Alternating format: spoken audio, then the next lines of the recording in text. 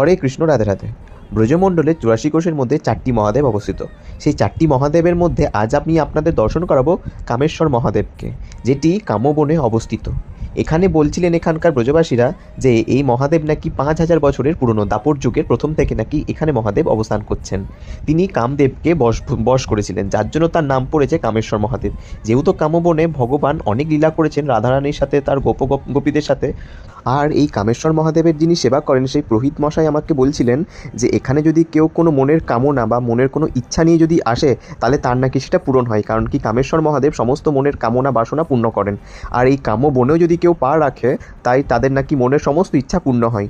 তারপর সেই দিনটি ছিল কিন্তু সোমবার, যার জন্য আমরা যারা সকলে দর্শন করতে গিয়েছিলাম তারা কিন্তু সকলেই মহাদেবের অভিষেক করেছিলাম এবং মহাদেবের কাছে প্রার্থনা করেছি।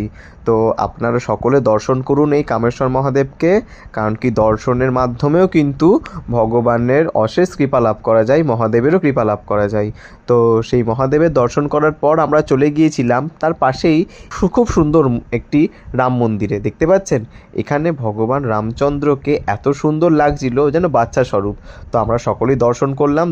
আর দর্শন শেষ করে পরে আমরা সকলে মিলে সেখানকার বিখ্যাত লস্যি পেয়ে নিচ্ছিলাম, যেটি অপূর্ব সুন্দর ছিল। আর ভিডিওটি কেমন লাগলো তা আপনারা অবশ্যই জানাবেন। ভালো লাগলে লাইক করবেন। হরে কৃষ্ণ, রাধে রাধে। সকলে খুব ভালো থাকুন।